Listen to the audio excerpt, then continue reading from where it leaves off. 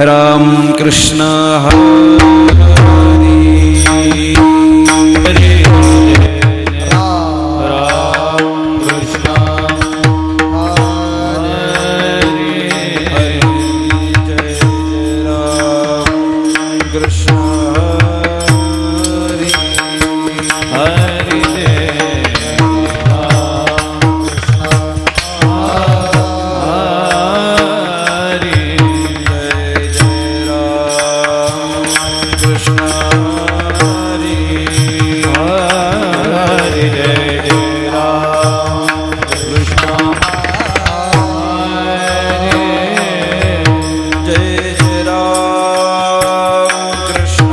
हरे हरे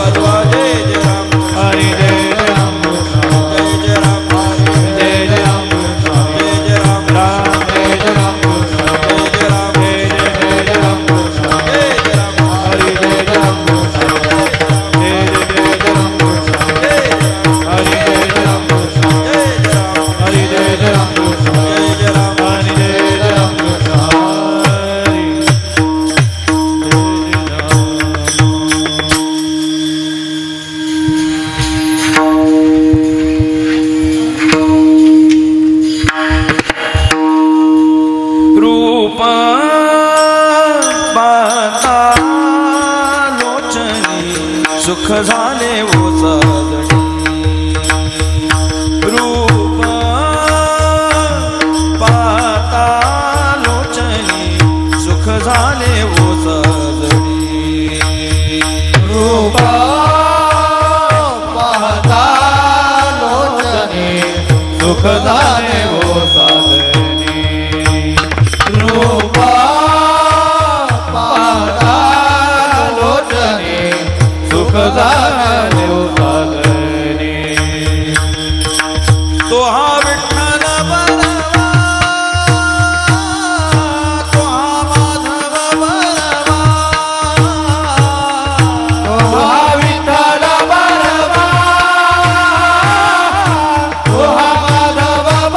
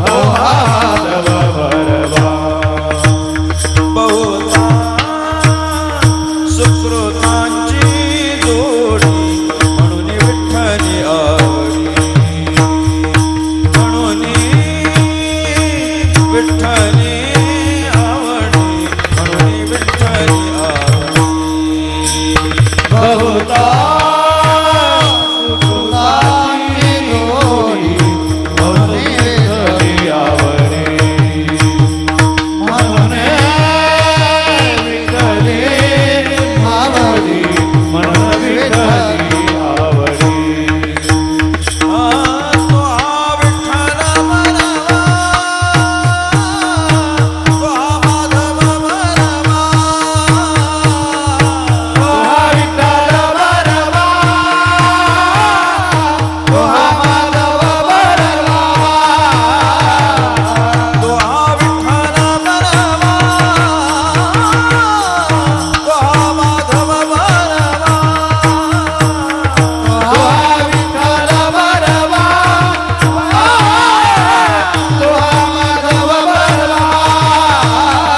तो हा विठ्ठल बरवा तो हा माधव बरवा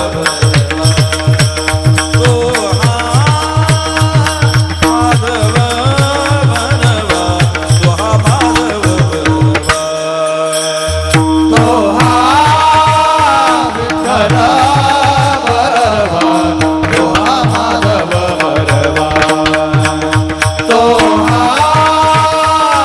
माधव बरवा तो हा माधव बरवा सर्व सुखाचे आधार सर्व सुखाचे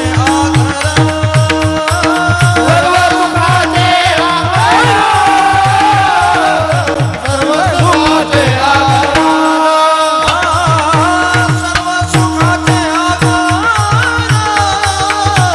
सर्व सुखाचे आधार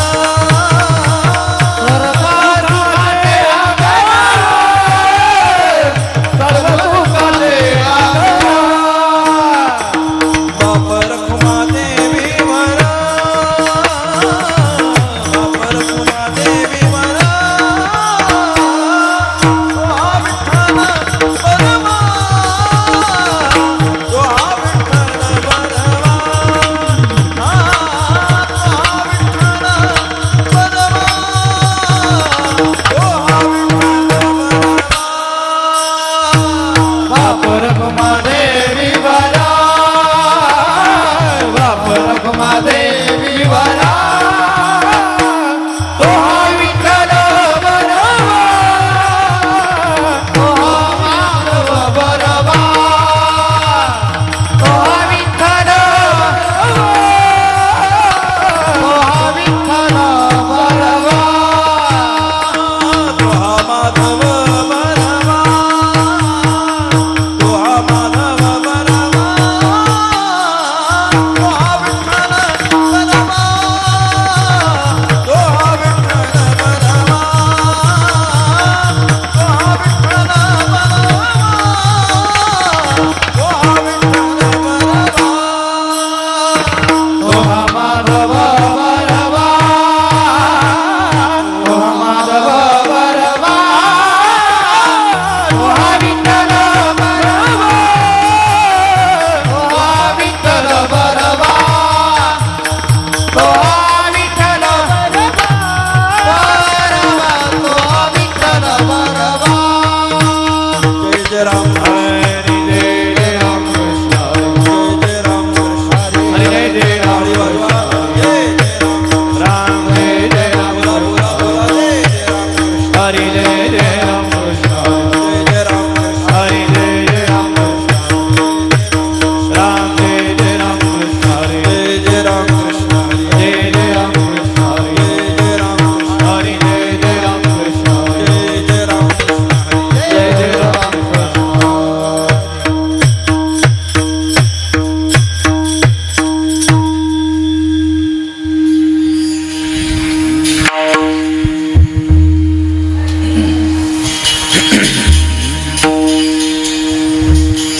करी ऐसी धावा धावी हरी ऐसी धावा धावी करी ऐसी धावा धावी हरी ऐसी धावा धावी चित्त लावी चरणा पे चित्त लावे चरणापे चित्त लावे चरणापे चित्त लावे चरणापे चित्त लावे चरणापे चित्त लावे चरणापे करी ऐसी धावा धावी करी ऐसी धावा धावी करी ऐसी धावा धावी करी ऐसी धावा धावी चित्त लावे चरणापे चित्त लावे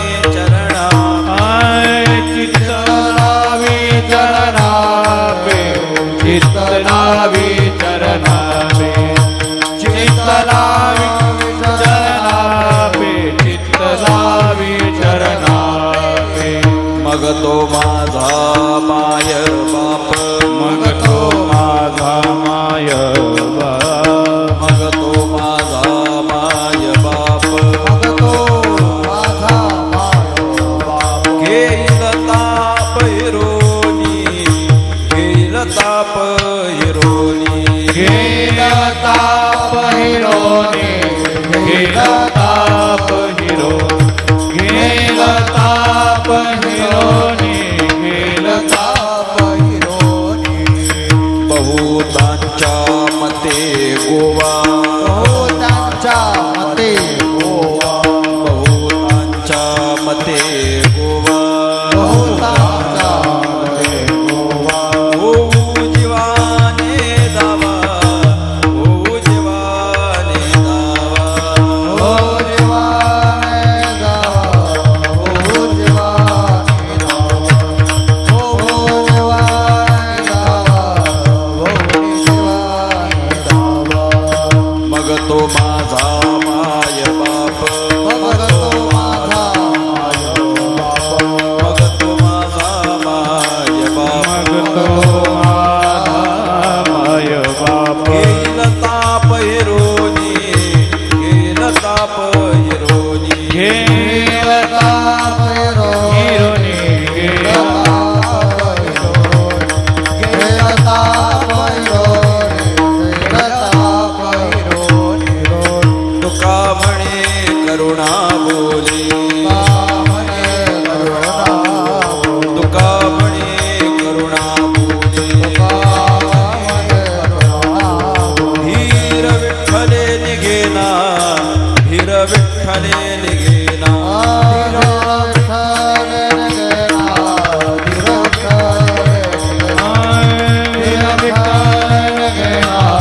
तुका म्हणे करुणा बोली तुका म्हणे करुणा बोली धीर विठ्ठले निघेना धीर विठ्ठले निघेना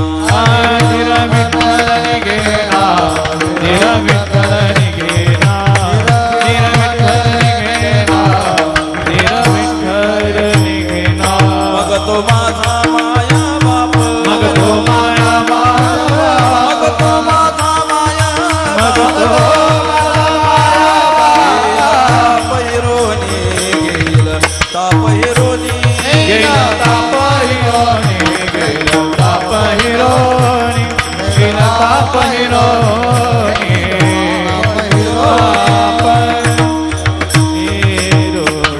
पार कुबाई देव ठोपार टाळी वाजवा बोला पार कुबाई देव ठोपार पार कुबाई पार कुबाई पार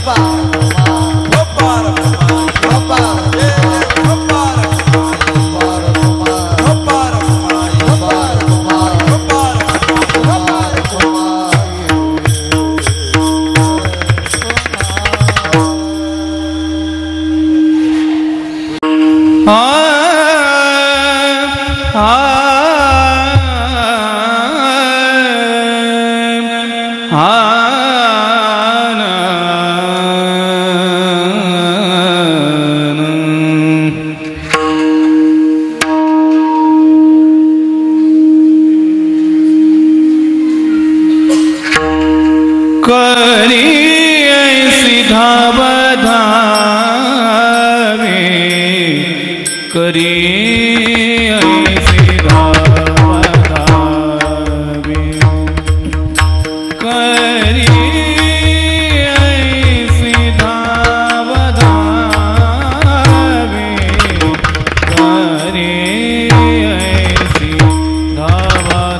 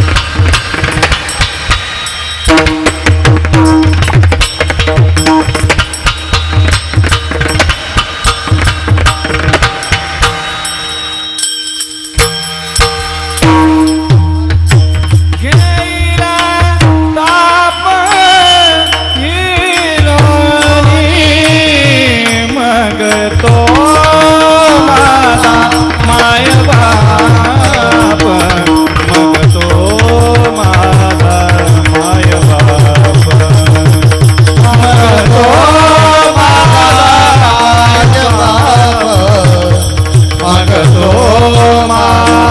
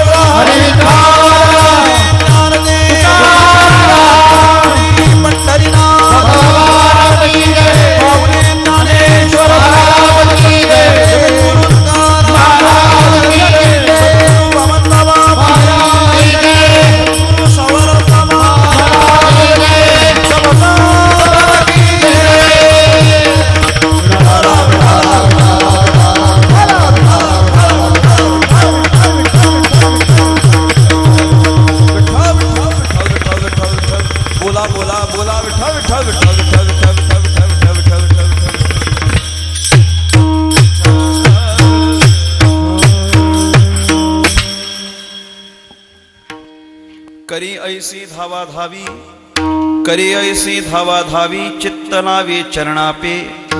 मग तो माझा माय बाप घेईल ताप हिरोनी. बहुतांच्या मते गोवा, बहुतांच्या मते गोवा, होऊ जीवाने दावा. मग तो माझा माय बाप घेईल ताप हिरोनी. तुका म्हणे करुणा बोले, धीर विठ्ठले निघेना. मग तो माझा माय बाप घेईल ताप हिरोनी. पांडुरंगा करू प्रथम नमन, दुसरे चरणा संतांचिया. त्यांच्या कृपादाने कथेचा विस्तारू.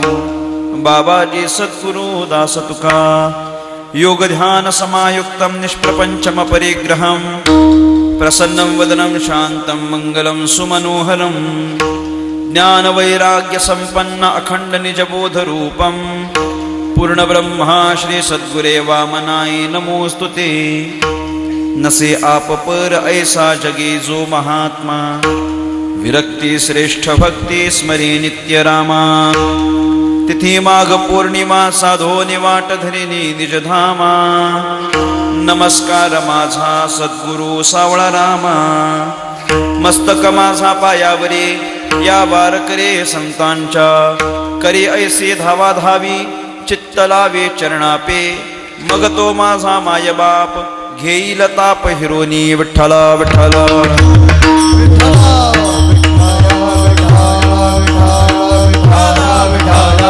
टाळी वाजवा टाळी वाजवा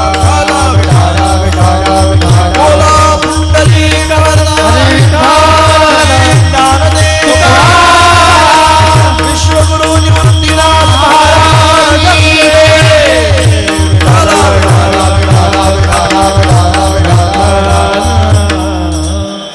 करी ऐसे धावा धावी चित्त लावे चरणापे मग तो माझा माय बाप घेईल ताप हिरोनी. महाराष्ट्राचा आराध्य दैवत राजाधिराज भगवान श्री पंढरीनाथ परमात्मा कैवल्य साम्राज्य चक्रवर्ती विश्वसंत महावैष्णव ज्ञानराज माऊली स्वानंद सुखनिवासी प्रातःस्मरणीय ब्रह्मलीन सद्गुरु श्री वामन बाबा सद्गुरु श्री सावळाराम बाबा महाराज आदी करून सर्व साधू संतांच्या चरणी विनम्रपणे नतमस्तक होतो. माझ्या समोर उपस्थित माझ्यापेक्षा ज्ञानाने वयाने अनुभवाने ज्येष्ठ श्रेष्ठ कीर्तनकार प्रवचनकार मातृभगिनी श्रोता गायक वादक आदी करून कलाकार वर्ग तुम्हा सर्वांच्या चरणी साष्टांग प्रणिपात करून परमात्म्याच्या संकीर्तनाला आरंभ करतो. विठ्ठला विठ्ठला विठ्ठला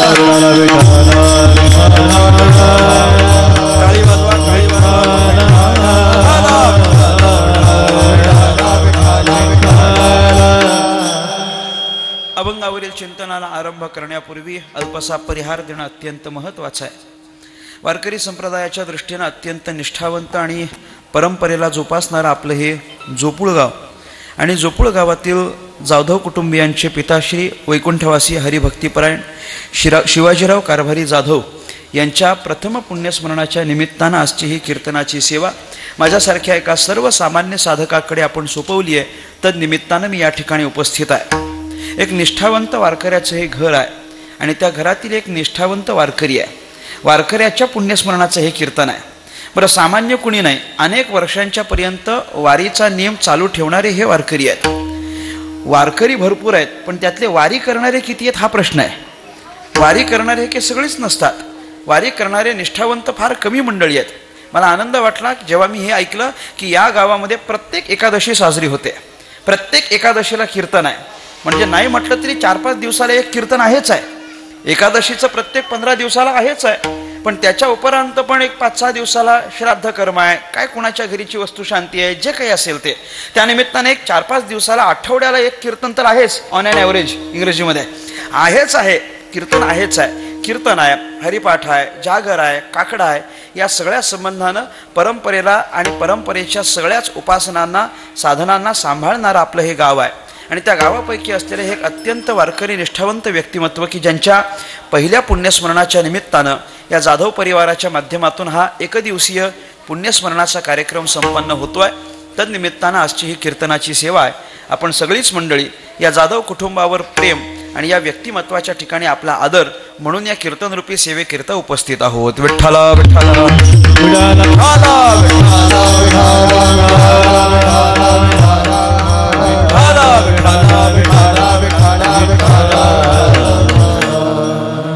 सेवेकरता निवडलेला अभंग संत श्रेष्ठ तुकाराम महाराज यांचा आहे.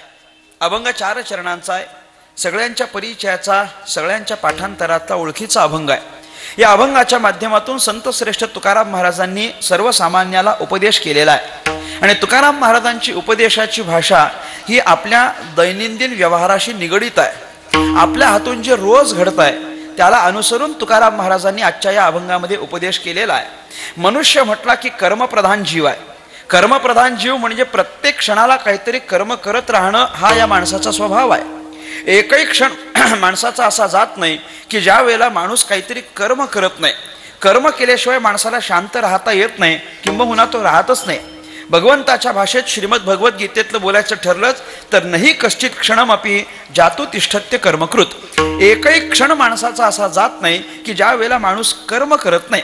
प्रत्येक क्षणाला माणसाच्या इंद्रियांना लागलेली जी सवय आहे त्यांच्या इंद्रियांच्या स्वभावाच्या अनुसार प्रत्येक क्षणाला तो काही ना काहीतरी कर्म करतो. आमच्या इंद्रियांना शांत बसण्याची सवय नाही आहे. आमच्या इंद्रियाला शांत बसता येत नाही. काहीतरी चाळा लागलेला आहे की नाही, हाताला काहीतरी चाळा आहे, पायाला काहीतरी चाळा आहे, डोळ्याला काहीतरी चाळा आहे, मुखाला काहीतरी चाळा आहे. प्रत्येक इंद्रियाला काहीतरी चाळा आहे आणि त्या अनुसार तो काही ना काहीतरी कर्म करतोच करतो. एकही क्षण माणसाचा कर्माशिवाय जात नाही. एक क्षण सुद्धा कर्म केलं नाही असं घडलं का? कधी होत नाही. चालूच आहेत ना, चालूच आहेत. विनानिमित्त, कधी तर निर्निमित्त आम्ही सुद्धा अनेक कर्म करत असतो. कारण काहीच नसतं, त्याच्या मागे काहीच कारण नसतं, पण तरी आम्ही काहीतरी करतो. का? आमच्या इंद्रियांना चाळा लागलाय म्हणून ती शांत बसत नाही. मी गमतीनं उदाहरण सांगत असतो. हे आता कीर्तन सुरू झालं, कीर्तन सुरू झालं, श्रोते मंडळी येऊन बसले. म्हणजे पूर्वीच्या काळी आधी श्रोते येऊन बसायचे आणि मग कीर्तन सुरू व्हायचं.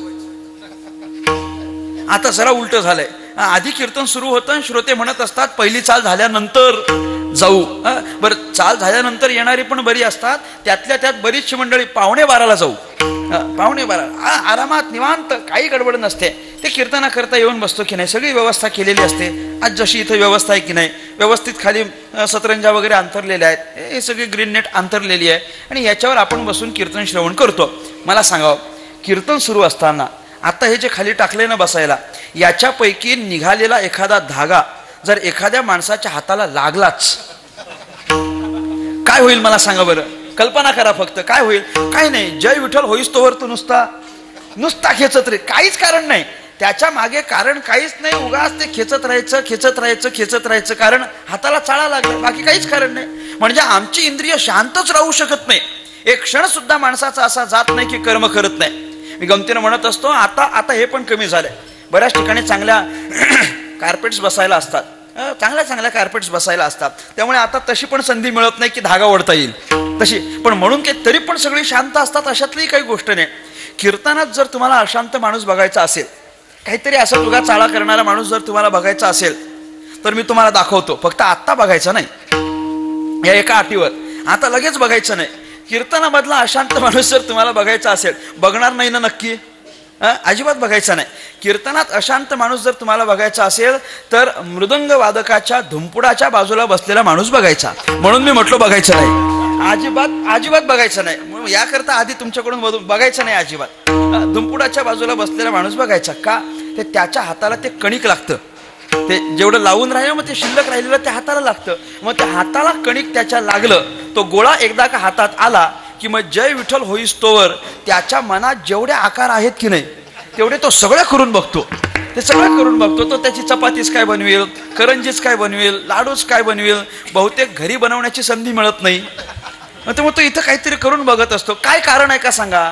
काय कारण आहे का? काहीच कारण नाही. पण तरी आमच्या हाताला काहीतरी तो चाळा लागलेला आहे. आमच्या इंद्रियांना शांत बसण्याचा स्वभावच राहिलेला नाही. प्रत्येक क्षणाला काही ना काहीतरी कर्म करत राहणं आणि स्वतःच करते पण मिरवणं हा माणसाचा स्वभाव ठरलाय. विठ्ठला विठ्ठला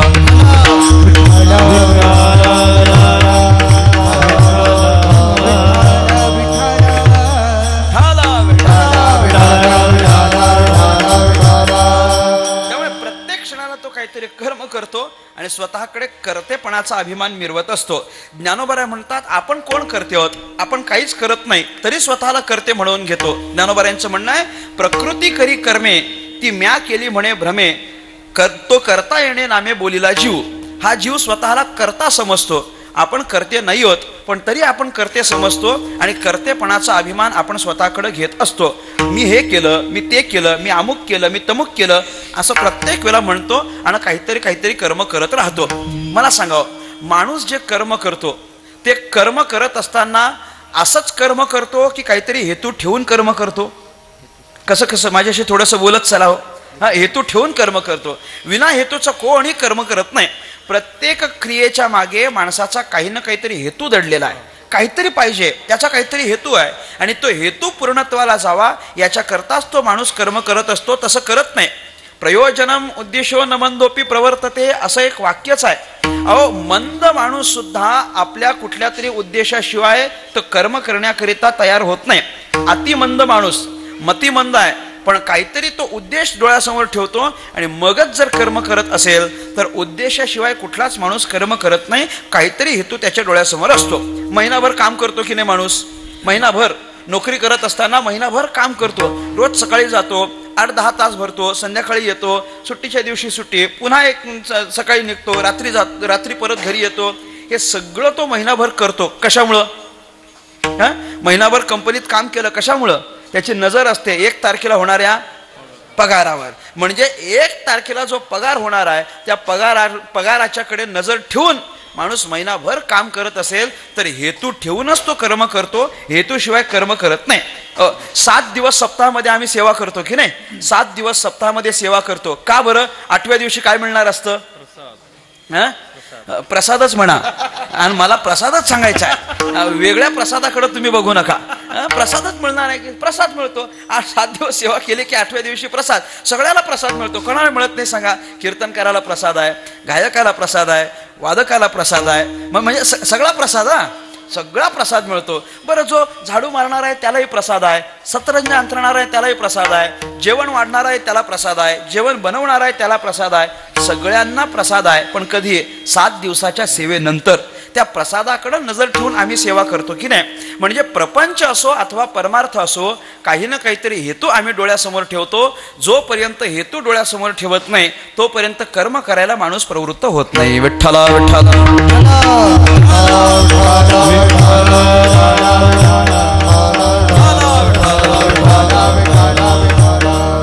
आणि याच्या यावत मानवी जीवनाच्या कर्माचा आणि त्याच्या हेतूचा जर एकंदर आपल्याला विचार करायचा ठरला तर आपल्याला असं करता येतं की माणूस आत्तापर्यंत जी काही कर्म करत आलाय, अगदी सकाळी उठल्यापासून ते झोपेपर्यंत आणि जन्माला आल्यापासून ते मरेपर्यंत माणूस जे काही कर्म करतो त्याच्या मागे फक्त एकच हेतू असतो, ते म्हणजे सुख प्राप्त व्हावं. याच्याकरताच माणूस काही ना काहीतरी कर्म करत असतो. उठल्यापासून झोपेपर्यंत मरमर करतो. कशाला? सुख पाहिजे म्हणून. महिना सुरू झाल्यापासून संपेपर्यंत खटाटोप करतो. कशाला?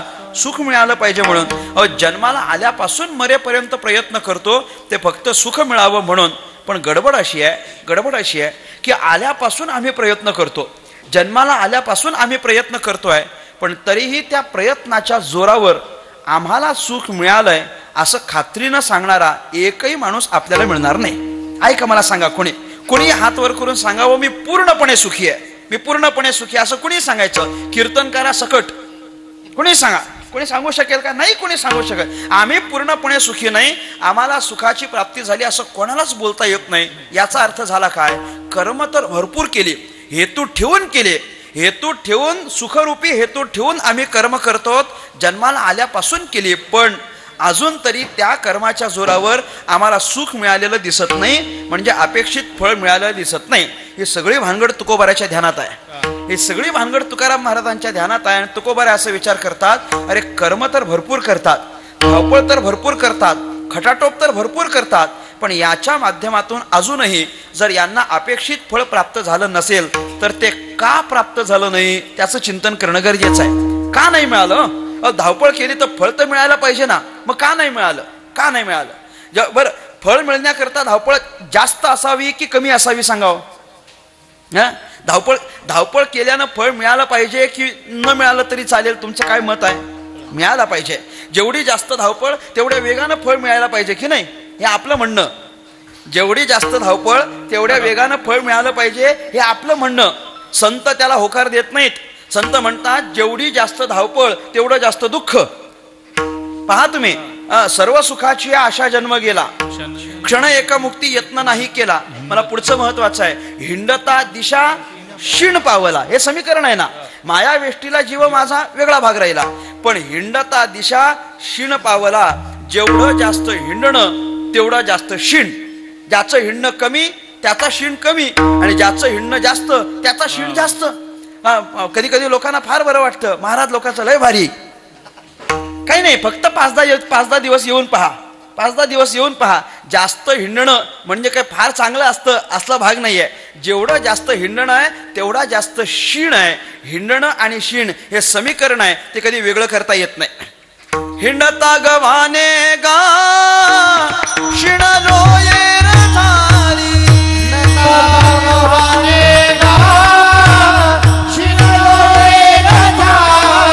न मिळेची दाता कोणी जन्म दुःख निवारी, न मिळेची दाता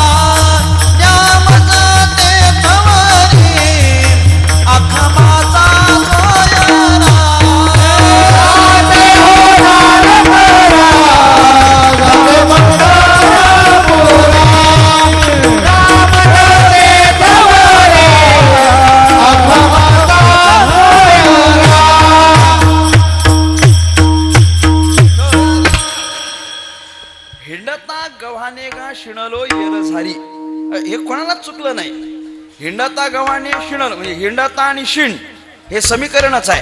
ज्याच्याकडे हिंडणं त्याच्याकडे शिण. जेवढं जास्त हिंडणं तेवढं जास्त शिण. हिंडणं कमी करा, शिण कमी आहे.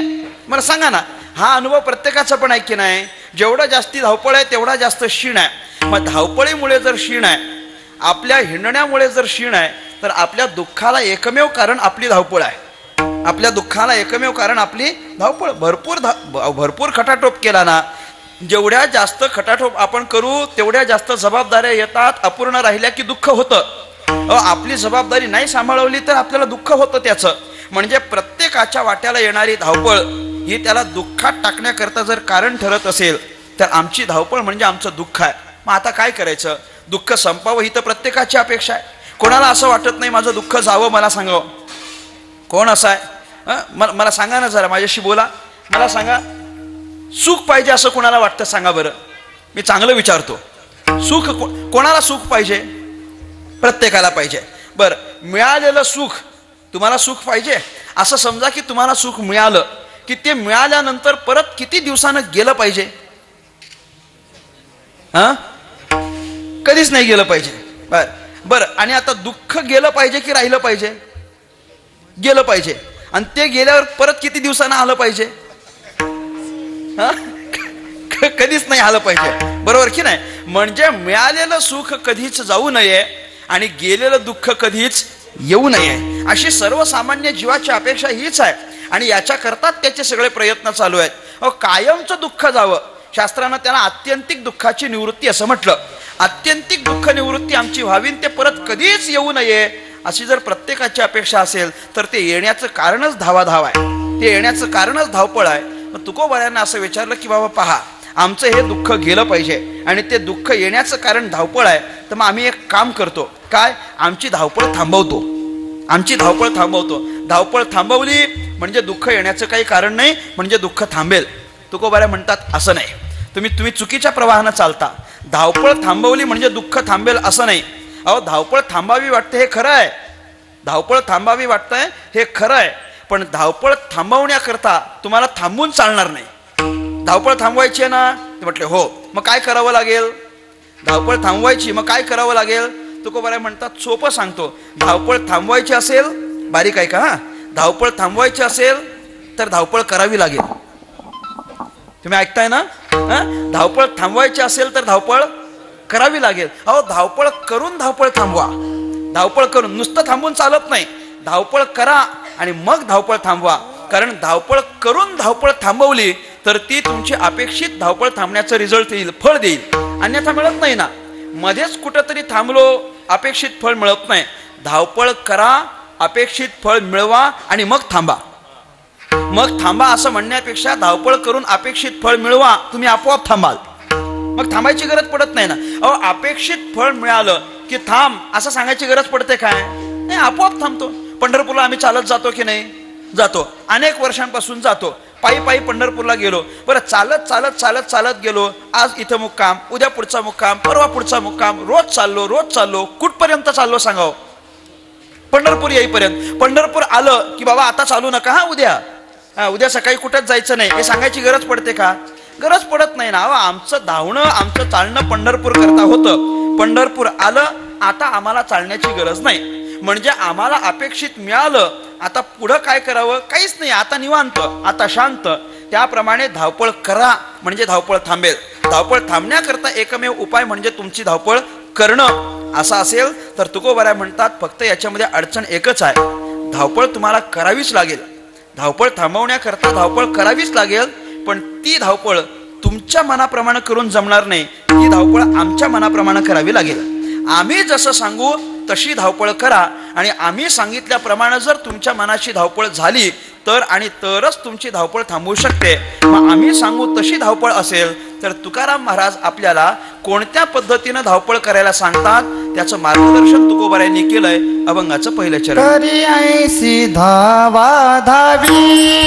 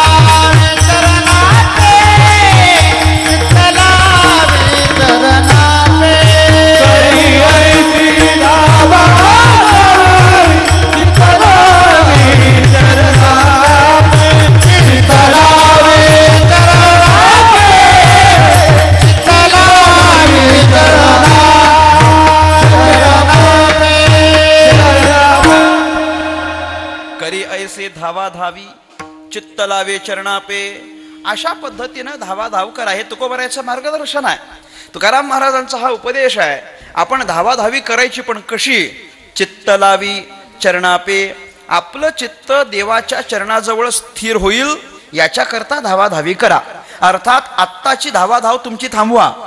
सध्या तुम्ही जी करत आहात हे तुकोबरायचं सांगणं आहे की नाही, सध्या तुम्ही जी धावपळ करत आहात ती थांबवा, कारण ती निरर्थक आहे. त्याच्यानं काही साध्य होणार नाही, हाताला काहीच लागत नाही आणि आपल्या अंतःकरणाची धावपळ कधी थांबतही नाही. आम्ही धावत नाही असं नाहीये, आम्ही भरपूर धावतो. भरपूर धावतो म्हणजे पुष्कळ. आमच्या धावण्याचा वेग बराच आहे. ज्ञानोबारायांनी चिंतन केलंय. हो, आपण धावतो, फक्त आपण परमार्थाकडे धावत नाही, आपण भगवंताकडे धावत नाही, आपण विषयांकडे धावतो. आपली धावपळ ही विषयांकडे आहे. शब्द स्पर्श रूप रसगंध या पंच विषयापैकी कुठल्या तरी एखाद्या अथवा सगळ्या विषयांकडे आमची धावपळ सुरू आहे. क्रमाक्रमानं आम्हाला काहीतरी पाहिजे असतं. आम्ही अमुक विषयाकडे जातो, त्यातून सुख मिळेल असे प्रयत्न करतो. नाही मिळालं आम्ही दुसऱ्या विषयाकडे जातो, तिथं नाही मिळालं तिसऱ्या विषयाकडे जातो. हे जे आमचं हिंडणं आहे ना, हे आमचं अनेक जन्मांपासूनच चालत आलेलं आहे आणि ते थांबण्याचं काही नाव घेत नाही. बरं, वेग पण त्याचा पुष्कळ आहे, वेग भरपूर आहे. आम्ही वेगानं धावतोय, वेग भरपूर आहे, पण साध्यापर्यंत पोहोचण्याकरिता नुसता वेग लागत नाही. मार्ग योग्य असावा लागतो. मार्ग योग्य असला, वेग भरपूर असला, साध्यापर्यंत पोहोचता येतं. तुम्ही असं समजा, वेग भरपूर आहे पण मार्ग चुकलाय. वेग भरपूर आहे पण मार्ग चुकलाय, साध्य प्राप्त होईल काय? होत नाही ना, होत नाही. नाशिकला जायचं म्हणून गाडीत बसला आणि वेगानं जायचं होतं, लवकर पोचायचं होतं म्हणून स्वतः ड्राईव्ह करायला बसला. हायवेला गेला आणि अगदी 150च्या स्पीडनं गाडी चालवायला लागला, पण चांदवडच्या बाजूने निघाला. कुठल्या बाजूनं? चांदवडच्या बाजूने निघाला. वेगानं चालवतोय. वेग भरपूर आहे, वेग भरपूर. स्पीड मीटर पाहत नाही, काय नाही, चाललंय आपलं जोरात. वेग पोचेल का सांगा? पोचेल का नाशिकला? पोचत नाही. का बरं? नुसता वेग असून चालत नाही, मार्ग योग्य असावा लागतो. ज्ञानोबारायांचा दृष्टांत आहे.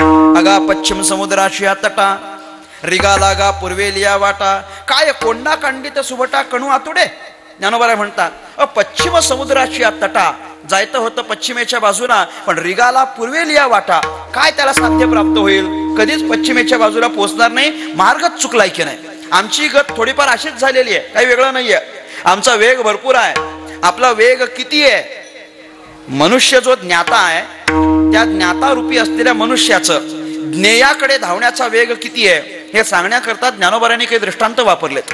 आणि त्या दृष्टांतातून ज्ञानोबाराय सांगतात की तुमचा वेग किती आहे विषयांकडे लिया वाटा, काय त्याला साध्य प्राप्त होईल? कधीच पश्चिमेच्या बाजूला पोहोचणार नाही. मार्गच चुकलाय की नाही. आमची गत थोडीफार अशीच झालेली आहे, काही वेगळं नाहीये. आमचा वेग भरपूर आहे. आपला वेग किती आहे? मनुष्य जो ज्ञाता आहे, त्या ज्ञाता रूपी असलेल्या मनुष्याचं ज्ञेयाकडे धावण्याचा वेग किती आहे हे सांगण्याकरता ज्ञानोबारायांनी काही दृष्टांत वापरलेत. आणि त्या दृष्टांतातून ज्ञानोबाराय सांगतात की तुमचा वेग किती आहे विषयांकडे धावण्याचा. ज्ञानोबाराय सांगतात कुठले किती उदाहरण आहेत. का मिना ते देखोनी बकू, जैसा निधाना ते रंकू, स्त्री देखोनी कामुकू प्रवृत्ती धरी, जैसा खाला राधावे पाणी, भ्रमर पुष्पाची आघ्राणी, नाना सुटली सांजवणी वत्सची पा. ज्ञानोबाराय आपल्याला दृष्टांत देतात. ज्ञानोबाराय म्हटले, मिना ते देखोनी बकू. मीन म्हणजे मासा आणि बक म्हणजे बगळा. हे माशाचं आणि बगळ्याचं दृष्टांत आहे. पाहना, तलावाच्या किनारी अगदी थोडं शिथिल पाणी आहे. त्या शिथिल पाण्यामध्ये तो बगळा उभा राहतो. असा एक पाय ताठ उभा असतो, दुसरा पाय वर करून असतो. त्याची नजर पाण्याकडे असते, चोच पाण्याकडे असते आणि एकदम आयटीत पण शांत, अजिबात हालचाल न करत उभा असलेला तो बगळा. मला सांगा, तो शांत असतो की शांत दिसतो? तो दिसतो फक्त. तो शांत असत नाही, तो शांत दिसतो. तो वरून शांत दिसतो, पण आत त्याच्या गडबड चालू आहे, घाई चालू आहे. आत त्याचे एक विचार सुरू आहे, अशांत आहे, अस्थिर आहे. कशा करता आतमध्ये त्याचा विचार काय चालू आहे? आपल्याला मासा कधी मिळेल, कधी एकदाचा मासा दिसतो आणि कधी मी त्या माशावर झडप घालतो, या अपेक्षेनं उभा असलेला तो बगळा.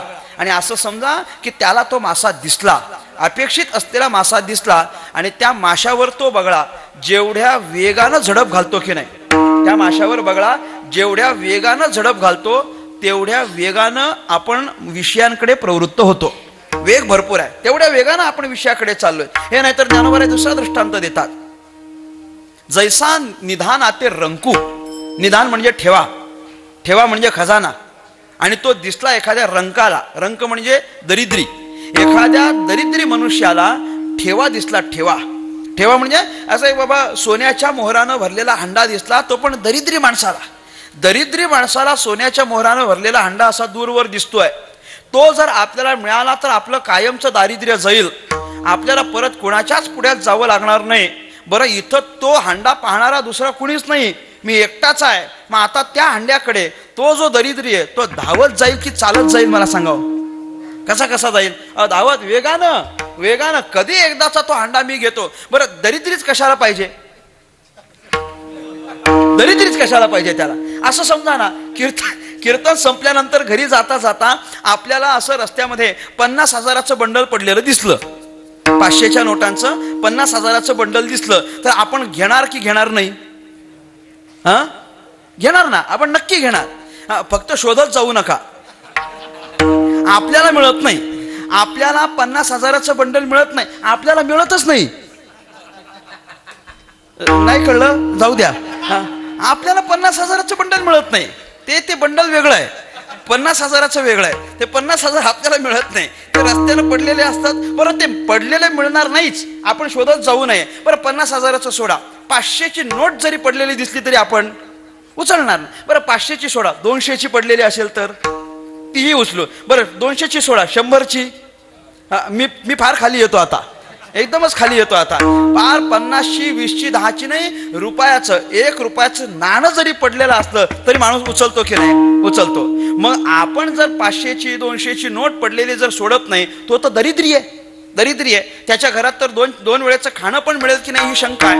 आणि त्याला जर तो ठेवा दिसला तर त्या ठेव्याकडे, तो त्या निधानाकडे जेवढ्या वेगानं पळत जातो की नाही, ज्ञानोबा म्हणतात तेवढ्याच वेगानं हा जीव विषयांकडे प्रवृत्त होतो. का स्त्री देखोनी कामुकू प्रवृत्ती धरी, तिसरा दृष्टांत आहे. बरं, इथं ज्ञानोबाऱ्यांनी वेग सांगितलाय, वेगानं, पण जेवढ्या वेगानं जातो की नाही. दुसरं एक तत्व ज्ञानोबा सांगतात, जेवढ्या वेगानं जातो तेवढ्याच तो सहजतेनं पण जातो. सहज, प्रयत्न नाही करावे लागत त्याला, सहज जातो, आपला विषयांकडे सहज जातो. परमार्थाकडे सहज येत नाही, पण विषयाकडे सहज जातो. ज्ञानोबाऱ्यांनी ती सहजता सांगितली. आता जैसा खालारा धावे पाणी, उतार भाग आहे, वरच्या बाजूनं पाणी सोडलं. आता उतार भाग आहे, वरच्या बाजूनं पाणी सोडलं तर त्या वरच्या बाजूनं सोडलेल्या पाण्याला खाली येण्याकरता प्रयत्न करावे लागतात की सहज येतं? सहज. ते जितक्या सहज येतं, उतार भागावर वरच्या बाजूनं सोडलेलं पाणी खालच्या दिशेला जेवढ्या सहज वाहत येतं तेवढ्या सहजपणे आपण विषयांकडे प्रवृत्त होत असतो. ही सहजता आहे. भ्रमर पुष्पाची घ्राणी, किंवा जो भ्रमर आहे, भुंगा, तो कमळ पुष्पातलं मकरंद सेवन करण्याकरता मिळावं म्हणून जेवढ्या सहज त्या कमळावर बसतो तेवढ्या सहजतेनं आपण विषयरूपी कमळावर बसतो. बरं, हे पण नाही तर ज्ञानोबा शेवटचा दृष्टांत, याच्या पुढे अजून 4-5 ओव्या दृष्टांत अशाच आहेत. ज्ञानोबा म्हटले, नाना सुटली सांजवणी वत्सचिपा. सगळ्यांच्या परिचयाचं उदाहरण आहे. एक गाय आहे, गाईचं वासरू आहे, वासरू गोठ्यात बांधलेलं आहे, आणि त्या गाईला जर तुम्ही रानात चरायला सोडलं, दिवसभर ती चरली आणि संध्याकाळी जेव्हा घरी येते, संध्याकाळी ती गाय जेव्हा घरी येते, जिचं वासरू गोठ्यात बांधलेलं आहे ती गाय जेव्हा संध्याकाळी घरी येते, ती चालत येते की धावत येते सांगावं? पळतच येते, ती पळतच येते. पहा, जिचं वासरू गोठ्यात आहे ती चालत नाही येत, ती पळतच येते, पळतच येते. मग आपल्या वासराकडे नजर ठेवून त्या गायीचं धावणं हे जितकं सहज आहे तितक्या सहजतेनं हा जीव सुद्धा विषयांकडे प्रवृत्त होत असेल तर आम्ही धावतो हे नक्की आहे. आमच्या धावण्यात वेगही आहे आणि आमच्या धावण्यात सहजताही आहे, पण आमचा वेग आणि आमची सहजता ही चुकीच्या दिशेने प्रवाहित होत असल्या कारणानं अपेक्षित फळ आम्हाला मिळालं नाही. विठ्ठला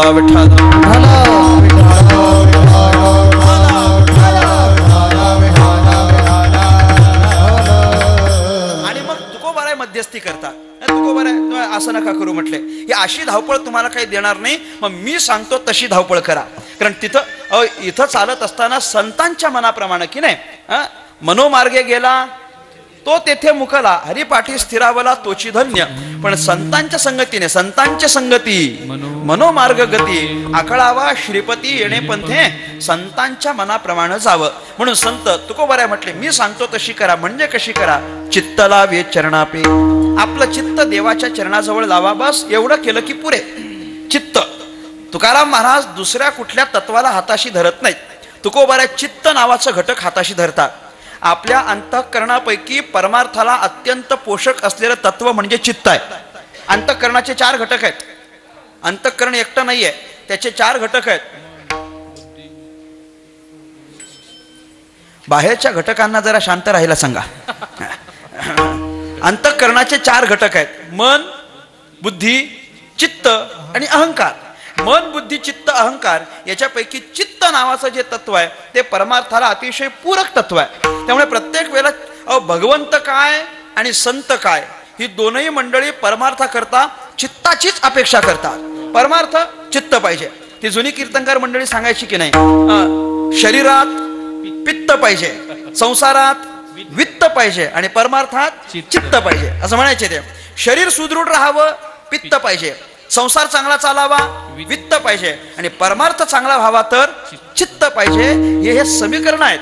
ही समीकरण. परमार्थात चित्त लागतंय. देवाला अपेक्षा कसली? चित्ताची. देवा कारणे भावत अस्मात द्यावे न लगे फारसे वित्त. पण झाले एक चित्त तरी बहुत. तुकोबाराय म्हटले, एवढ्यासाठी नका करू आता हात का. देवाला काय लागतं? भाव लागतो. देवाला भाव लागतो. मी गमतीनं म्हणत असतो, देवाला जर तुम्ही भाव द्याल तरच देव तुम्हाला भाव देईल, नाहीतर देव पण तुम्हाला भाव द्यायला मोकळा नाहीये. तुम्ही भाव द्या. बरं, द्यावे न लगे फारसे वित्त. द्यावे न लगे फारसे. माझा या फारसे शब्दावर फार डोळा आहे.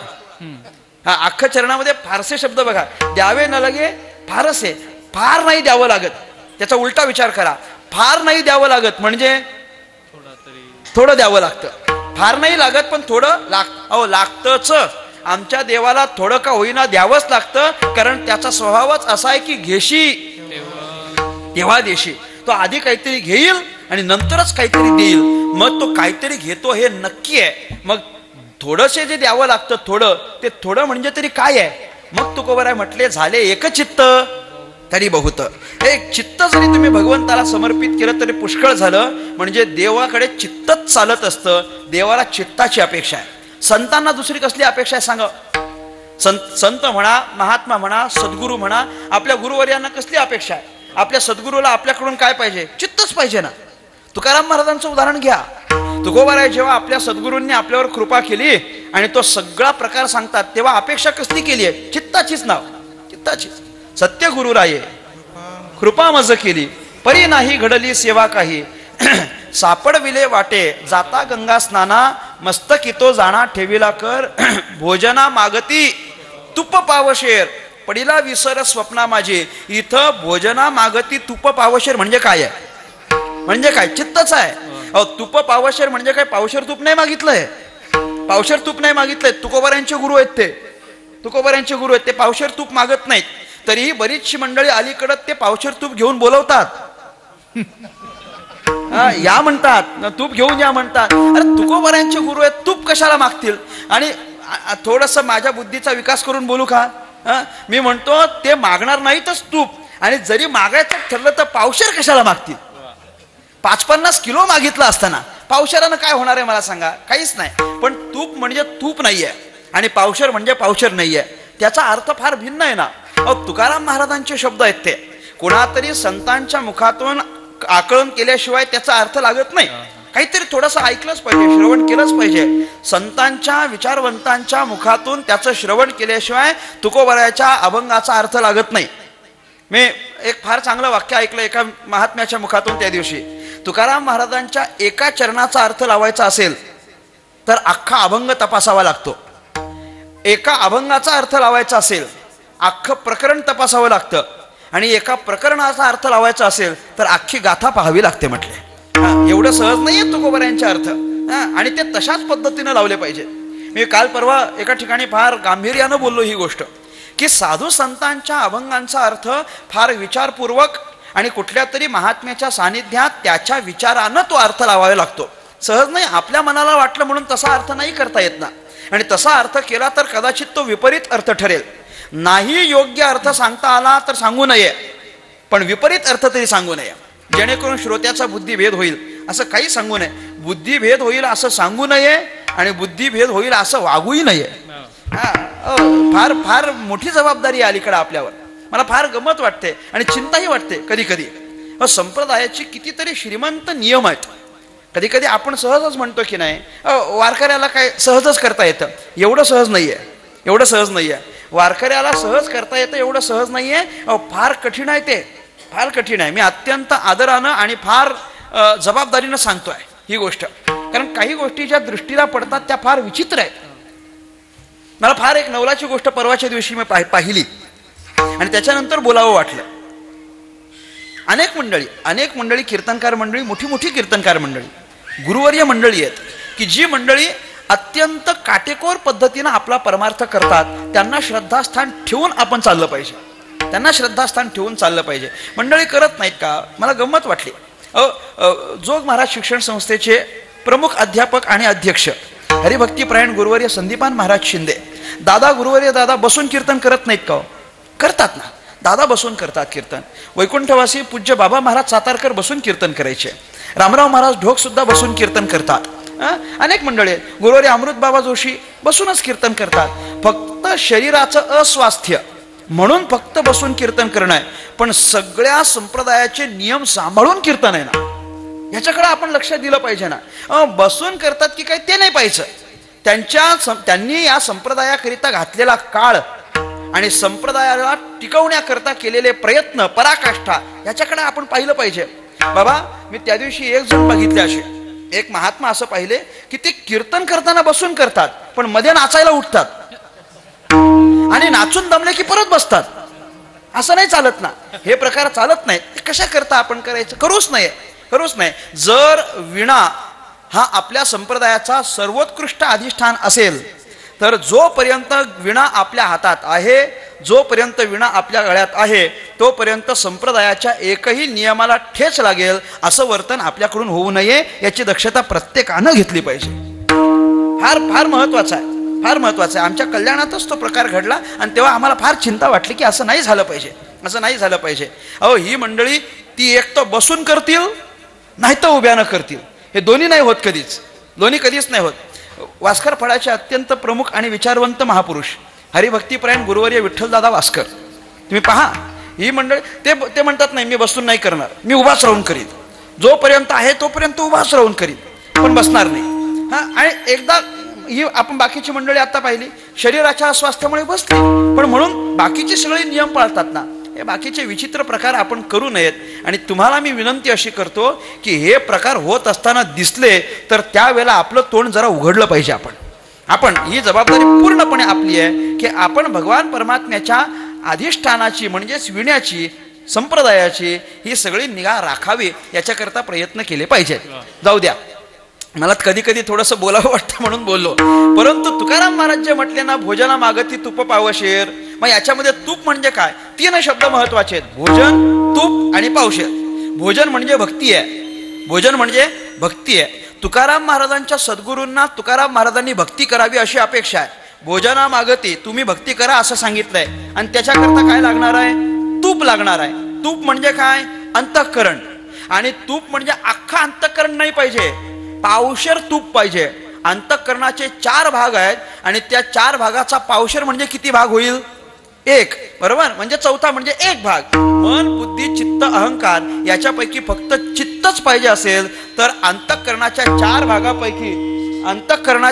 भागापैकी चित्ताची अपेक्षा म्हणजेच पावशेर तुपाची अपेक्षा भक्तिरूपी भजनाकरता सद्गुरूंनी केली असेल तर असा त्याचा अर्थ लावावा लागतो की सद्गुरूंना चित्त अपेक्षित आहे.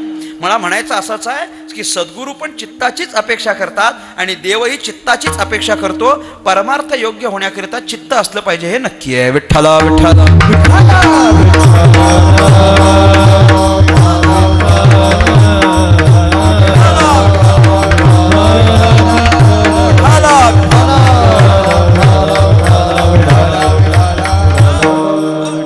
चित्ताची. बरं, ते चित्त कुठं लागलं पाहिजे? चरण चरणाजवळ लागलं पाहिजे, चरणाजवळ ते चित्त असावं अशी अपेक्षा केलेली आहे की नाही, दुसरं काहीच नको.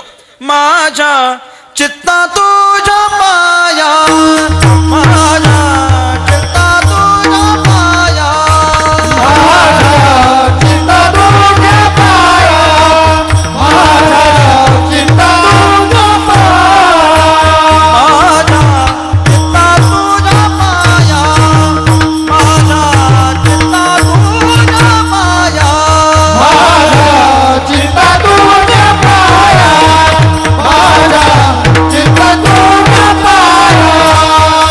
मिठी पडली पंढरीराया, मिठी पडली पंढरीराया, माझ्या चित्ता तुझ्या पाया, माझ्या चित्ता तुझ्या पाया.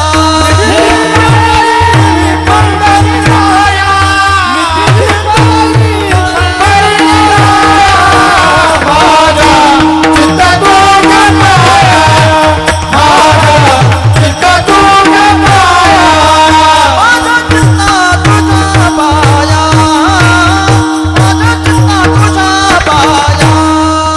माझा चित्ता तुझ्या पाया, माझा तुझ्या पाया. माझ्या चित्ता तुझ्या पाया, माझ्या चित्ता तुझ्या पाया. मिठी पडली पंढरीराया, मिठी पडली पंढरीराया, मिठी पडली पंढरीराया, मिठी पडली पंढरीराया. माझ्या चित्ता तुझ्या पाया, माझा चित्ता तुझ्या पाया.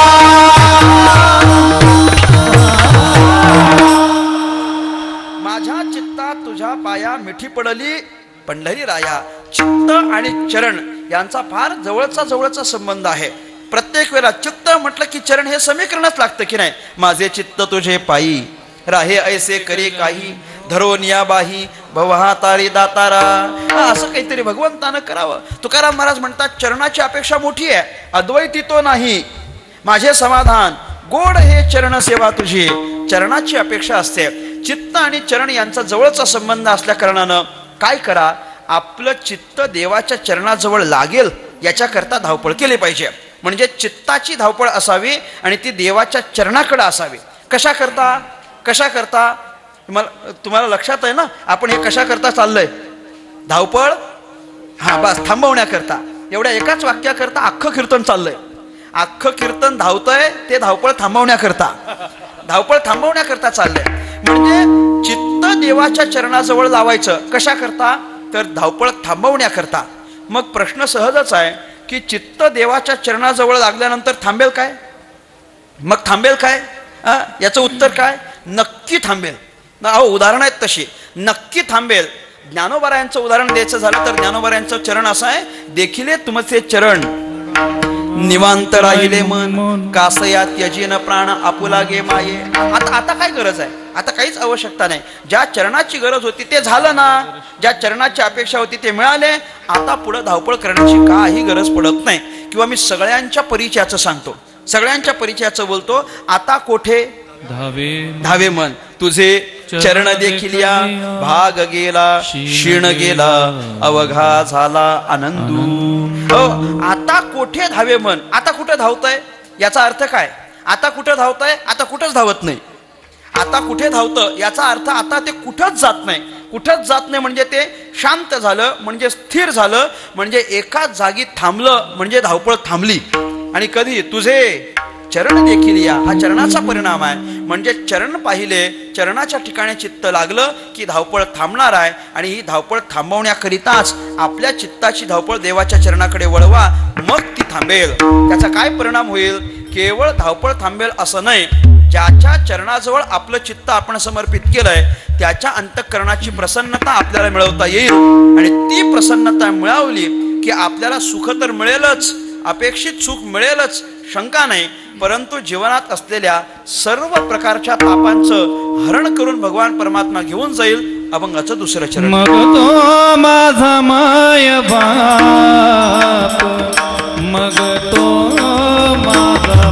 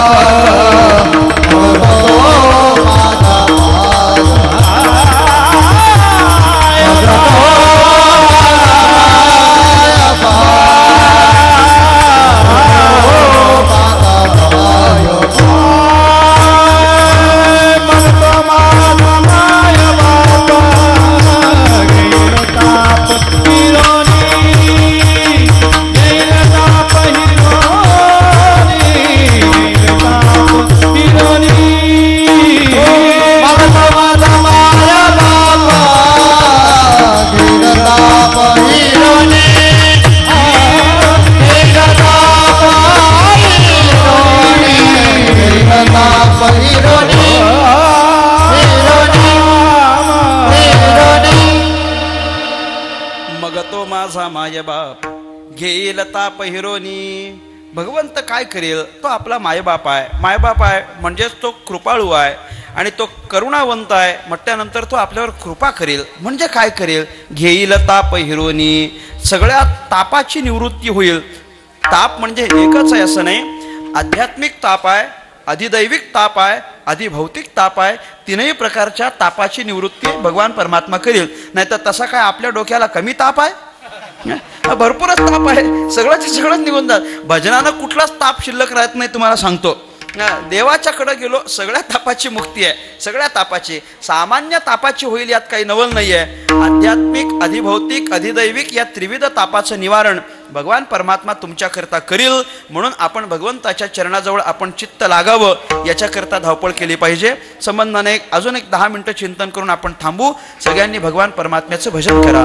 विठोबार कुमारी, विठोबार कुमारी, विठोबार कुमारी. जय विठोबा, टाळी वाजवा, टाळी कुमारी, विठोबार कुमारी, जय विठोबार कुमारी, विठोबार कुमारी, जय विठोबार कुमारी, विठोबार कुमारी,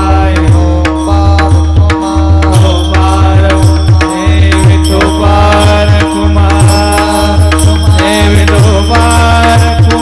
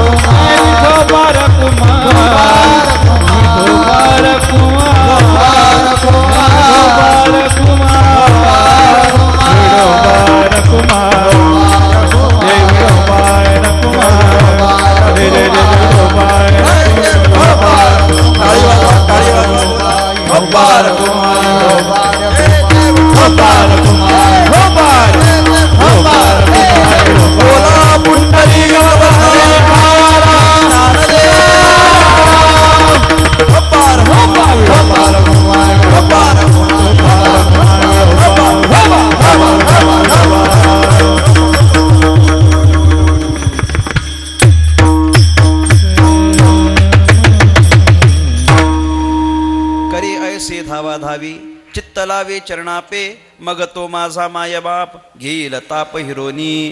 भगवान परमात्म्याच्या चरणाकडं आपलं चित्त जाईल याच्याकरता धावपळ करावी. त्याचा परिणाम असा होईल की मायबाप करुणा सिंधू कृपावंत असलेला भगवंत आपल्याकडच्या सगळ्या तापाची निवृत्ती करून देईल. ताप निवृत्त झाला म्हणजेच सगळं दुःख निवृत्त झालं. कारण ताप म्हणजे काय, सगळ्या दुःखाचं मूळ जर काही असेल तर ते आहे ताप आहे. तापाच्याच माध्यमातून पाप होतात आणि तापाच्याच माध्यमातून दुःख होतं. म्हणून ताप निघून गेलं की दुःख निघून गेलं आणि ते सगळं ताप हिरावून घेण्याची भगवंताची क्षमता आहे, भगवंताचं सामर्थ्य आहे आणि ते तो करतो. आत्तापर्यंत त्यानं केलेलं पण आहे, त्यानं तसं करून दाखवलेलं पण आहे. आपल्या भक्ताच्या ठिकाणी असलेला ताप भगवान परमात्म्याला सहन होत नाही आणि तो काढून टाकतो ना. अगदी उदाहरण लांबवण्याचं कारण नाही, सगळ्यांच्या परिचयाचंच बोलायचं ठरलं तर सुदामा ब्राह्मण दुःखे दरिद्रे पिढीला मुष्ठी पोहे घेऊन या त्याचे भेटी लागी गेला आणि शुद्ध भाव देखून या गाव सोनी याचा दिला. संपलं. काय होतं सांगा त्या सुदामाकडं? काहीच नाही की नाही. अत्यंत दरिद्री, अत्यंत दरिद्री. जरी ब्राह्मण असला तरी पण दरिद्री. शक्यतो हे समीकरण जुळत नाही. जाऊ द्या, समीकरण ते जुळत नाही, परंतु तरी एकमेव असे आमचे सुदामा भगवान परमात्म्याचे भक्त आहेत, परंतु दरिद्रीपणा आला. त्याच्या मागचं कारण पण स्वतंत्र आहे. मग आता काय करायचं बरं? ते त्यानं सांगितलं नाही देवाला. देवाला सांगितलं नाही की बाबा मी दरिद्री आहे बाबा माझ्या काहीतरी व्यवस्था करा. अजिबात नाही. भेटी करता म्हणून गेले, आणलेले पोहे भगवान परमात्म्याला दिले. भगवान परमात्म्यानं सुदामाचा सगळा पाहुणचार वगैरे केला. पाहुणचार करून सुदामा म्हटले आता निघतो म्हटले. आता चाललो बाबा, निघतो म्हटल्यानंतर मग आता देव म्हटले चालेल निघा. मग आता मनातल्या मनात विचार करतात, निघतो म्हटल्यानंतर काहीतरी दिलं पाहिजे की नाही, कमीत कमी. तर म्हटले 2 दिवस झाले वाट पाहतो, 3 दिवस झाले मुक्काम झाला, आता निघण्याची वेळ झाली तरी पण अजून देत नाहीत. कधी देतील? निघायची वेळ झाली तरी देत नाहीत. पार अगदी निघालो, गाडीत बसलो तरी देत नाहीत. कधी देणार तरी कधी म्हटलंय, यानं थोडं नाव तरी काढायला पाहिजे ना. देतच नाही म्हणे. अरे बरं ठीक आहे, नाही देत, नसू दे, देव दे म्हणे. ते काय केलं, देवानं सुदामाला घालायला भरजरी कपडे दिले होते. तेवढ्या द्वारका नगरीत राहण्यापुरतं, बाबा चला चांगले कपडे देऊ. मग ते सुदामा विचार करायला लागला, नाही काही दिलं ना देवानं, हरकत नाही, आपली अपेक्षा पण नव्हती, पण कमीत कमी ह्या अंगावरचे कपडे आहेत की नाही, एवढे जरी देवानं ठेवले, आपल्यासोबत जर आपण गेले आणि देवाचे कपडे म्हणून जर विकले, एक 5-6 महिन्याचा आपला खाण्याचा प्रश्न मिटला. किती महिन्याचा?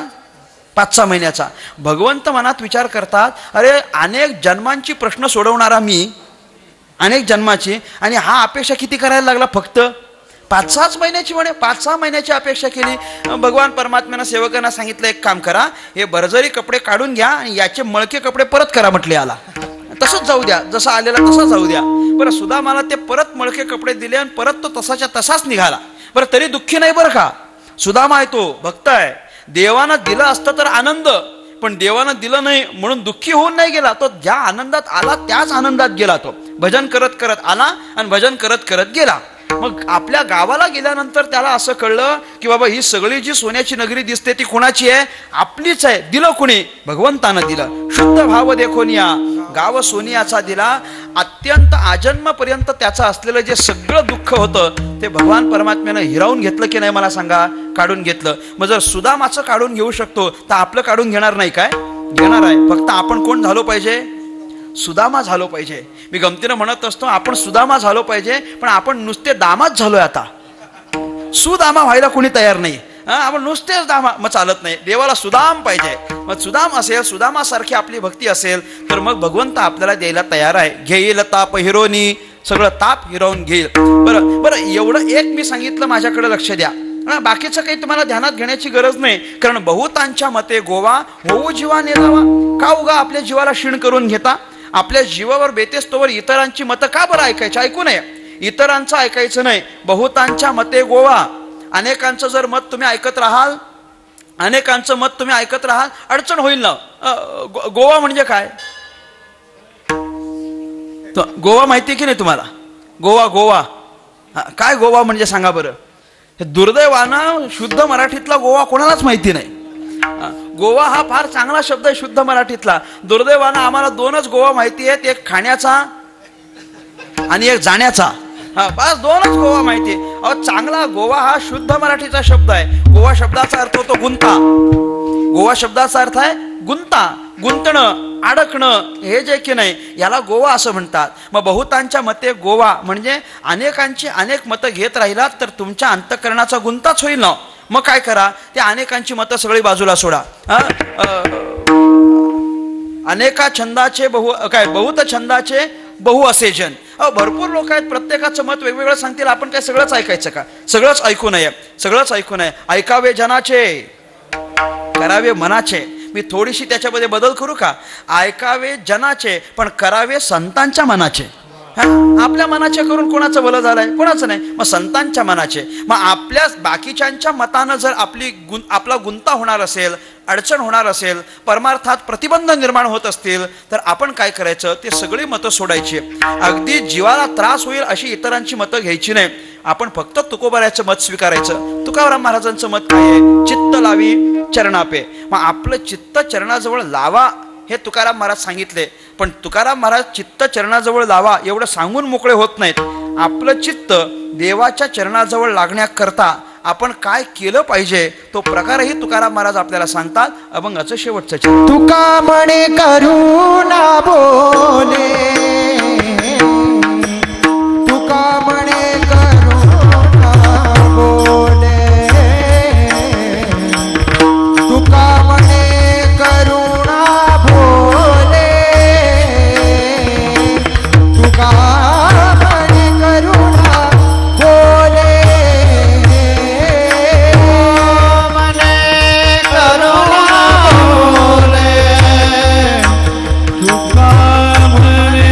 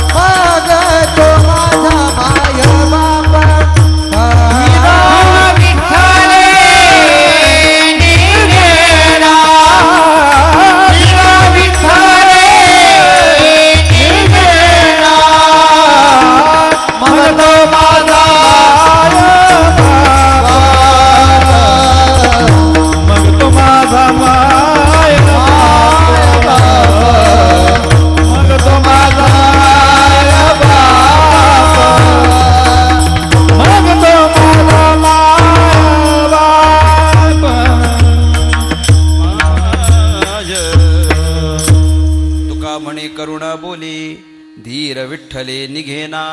काही नाही, आपलं चित्त देवाच्या चरणाजवळ लागण्याकरता काय करायचं? करुणा बोले. आपण करुणापूर्ण अंतःकरणानं भगवान परमात्म्याला हाक मारायची. आणि एकदा करुण स्वरानं, देवाला हाक मारण्याकरता काही ती फार मोठ्यानं मारावी लागते असला प्रकार नाहीये. असं बरं बरं मोठ्यानं मारू नये असलाही प्रकार नाहीये. तुम्ही ध्यानात घ्या. मोठ्यानं हाक मारून मोठ्यानंच मारली पाहिजे असं काही नाही, पण मोठ्याने मारू नये असंही काही नाही. असंही ज्याला जसं जमेल तसं.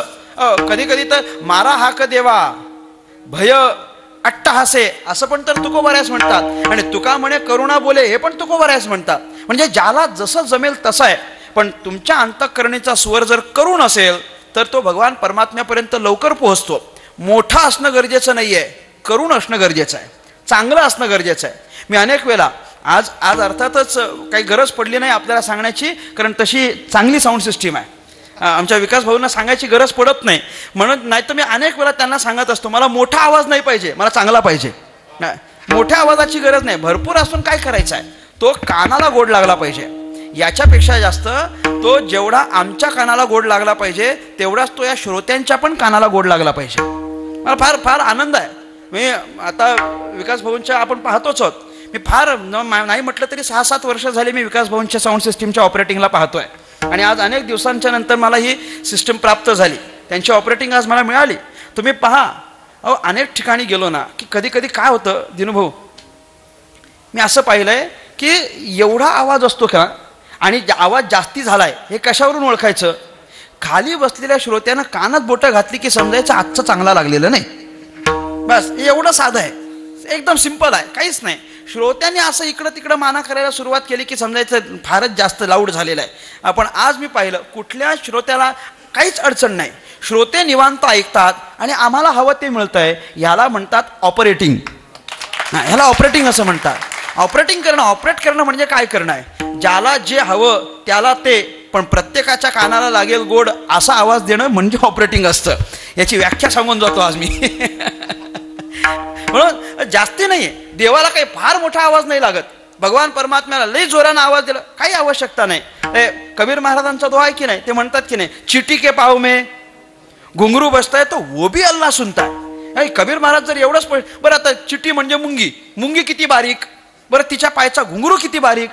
कल्पना करा, हो कल्पना करा, आपल्याला तशी घुंगरूवाली मुंगी काही मिळणार नाही, काही मिळणार नाही, पाहायला पण मिळणार आहे, पण ती एक कल्पना आहे.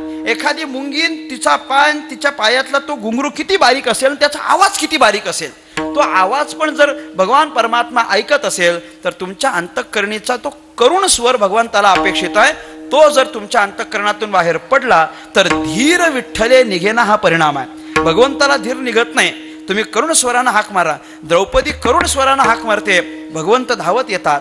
गजेंद्र करुण स्वरानं हाक मारतात, भगवंत धावत येतात. प्रल्हादाचं नामचिंतन करुण स्वरानं आहे. भगवान परमात्मा संकटातून सोडवण्याकरता येत असेल तर आपल्या अंतःकरणाचा स्वर करून राहिला की मग तो भगवान परमात्म्याच्या चरणाजवळ लागेल. आणि आपलं चित्त देवाच्या चरणाजवळ लागलं की मग आपली धावपळ थांबेल. म्हणजे आपली धावपळ सगळी थांबवण्याकरिता करुण स्वरानं भगवंताला हाक मारून चित्त देवाच्या चरणाजवळ लावायचं, म्हणजे आपली धावपळ संपली. ज्ञानेश्वर माऊली ज्ञानराज माऊली तुकाराम. ज्ञानेश्वर माऊली ज्ञानराज माऊली ज्ञानेश्वर माऊली ज्ञानराज माऊली महाराज. ज्ञानेश्वर माऊली ज्ञानराज माऊली तुकाराम. ज्ञानेश्वर माऊली ज्ञानराज माऊली महाराज. ज्ञानेश्वर माऊली ज्ञानराज माऊली तुकाराम. ज्ञानेश्वर माऊली ज्ञानराज महाराज. ज्ञानेश्वर माऊली ज्ञानराज माऊली तुकाराम. ज्ञानेश्वर माऊली ज्ञानराज माऊली तुकाराम. तुका म्हणे करुणा बोले धीर विठ्ठले निघेना, मग तो माझा माय बाप घेईल ताप हिरोनी. झालेली सेवा भगवान परमात्म्याच्या चरणी समर्पित करतो, सेवेला पूर्ण विराम देतो.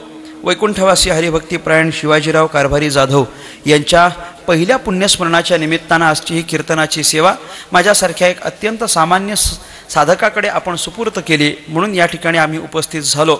एका वारकऱ्याच्या पुण्यस्मरणाचं हे कीर्तन झालं. मुळात वारकऱ्याच्या पुण्यस्मरणाचं कीर्तन म्हटल्यानंतर आपल्याला काहीतरी बोलता येतं, किंबहुना अशा ठिकाणी पुण्यस्मरण असलं की काहीतरी बोलता येतं. काय बोलावं हे आम्हाला ठरवता येतं. नाहीतर काय बोलावं हे आम्हाला ठरवावं लागतं.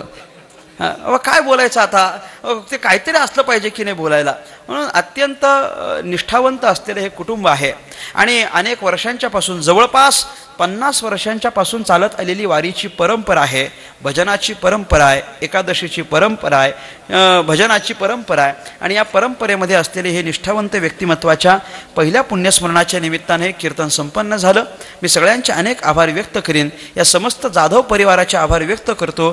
त्याच्यामध्ये असलेली सगळीच मंडळी आहेत, वैकुंठवासी हरिभक्तीपरायण, ज्यांच्या पुण्यस्मरणाच्या निमित्तानं आपण एकत्र झालो. शिवाजीराव जाधव यांच्या धर्मपत्नी गंगा भागीरथी चंद्रभागा शिवाजी जाधव, त्यानंतर त्यांचे दोनही चिरंजीव भास्करराव शिवाजी जाधव आणि एक चिरंजीव, मला चष्मा आहे असा प्रकार आहे.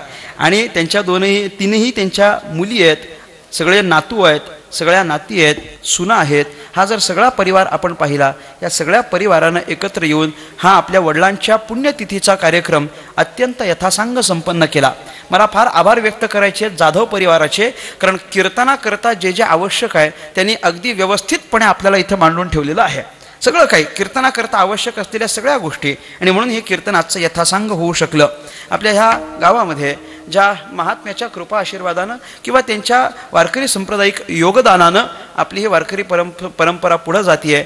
हरिभक्तीपरायण वैकुंठवासी मधुकर महाराज जाधव महाराजांच्या कृपा आशीर्वादानं, त्यांच्या वारकरी संप्रदायातील असलेल्या योगदानामुळे ही एक मोठी भजनाची परंपरा, आत्ताही त्यांच्या संगतीतली अनेक मंडळी विद्यमान आहेत की ज्यांच्यामुळे हा वारकरी संप्रदाय टिकून आहे. किंबहुना मला तर असं वाटतं की जी मागची पिढी होती त्यांनी फक्त आणि फक्त वारकरी संप्रदाय टिकवण्याचंच काम केलं आहे.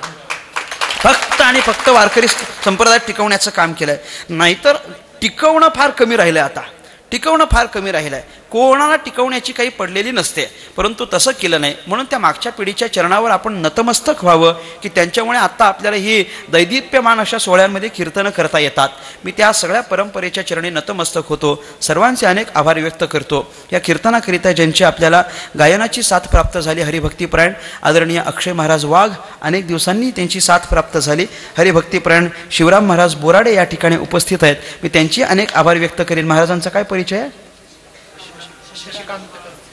आडनाव हरिभक्तीपरायण शशिकांत महाराज कदम या ठिकाणी उपस्थित आहेत.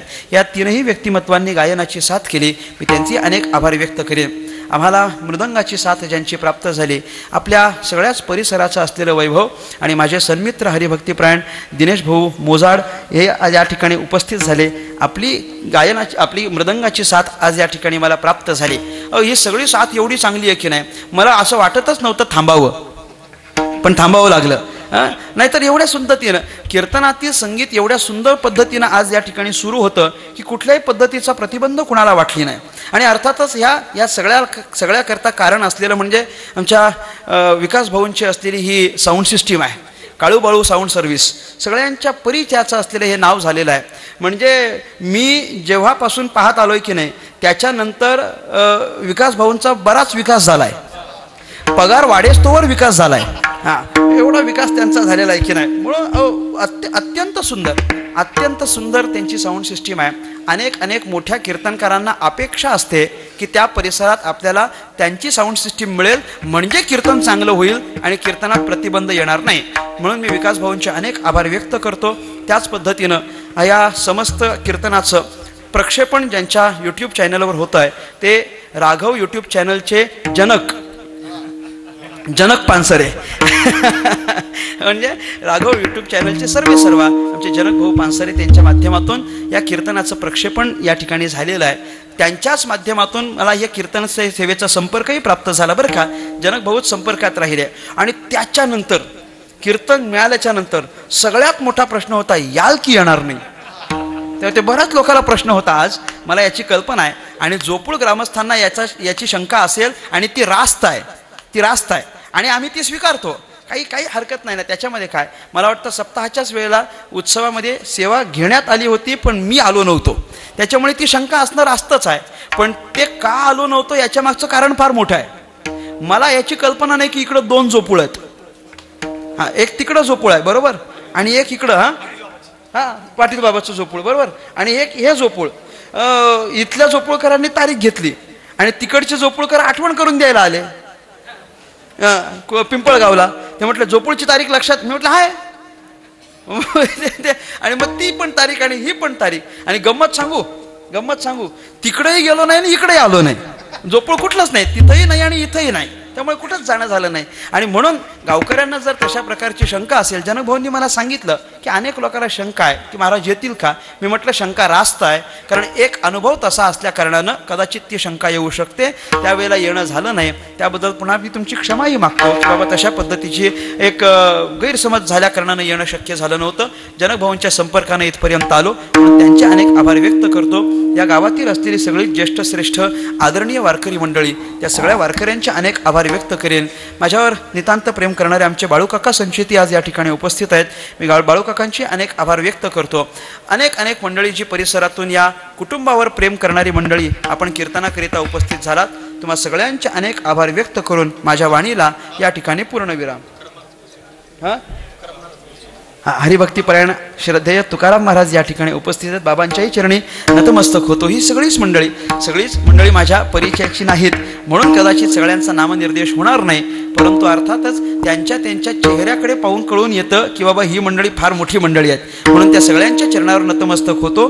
झालेली सेवा सद्गुरुनाथांच्या चरणी समर्पित करून माझ्या वाणीला पूर्णविराम.